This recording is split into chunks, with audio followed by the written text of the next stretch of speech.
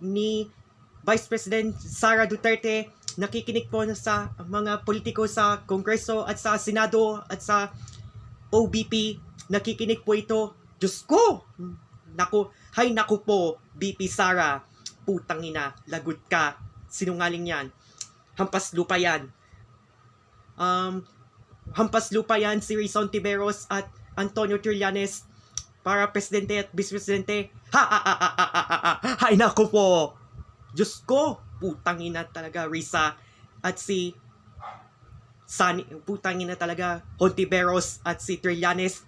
Lagot ka din sa mga politiko. Lagot ka, lagot. Isumbo kita kay Brother Eddie Villanueva at si Attorney Alex Lacson. Mabait sa tao. Mabait sa tao yon na walang ingay. Si Attorney Alexander Lacson for Vice President at si Brother Eddie Villanueva for President sa 2028, winner by Thunderbolt victory. Winning by Thunderbolt victory. The symbol of the political party is Bangon Pilipinas Party, it's green, yellow. And animal, it's Leon at Agila ng Pilipinas. Leon at Agila ng Pilipinas. Leon at Agila ng Pilipinas. Leon at Agila ng Pilipinas. Team Bangon Pilipinas Party. Team Brother Eddie, Kuya Alex for Senator. For Senator of Team Brother Eddie, Kuya Alex 2028. Coming this 2028, Philippine General Elections and Philippine Presidential Elections and Philippine Vice Presidential Elections and Senate Elections and House of Representative Elections and Party List Representative Elections.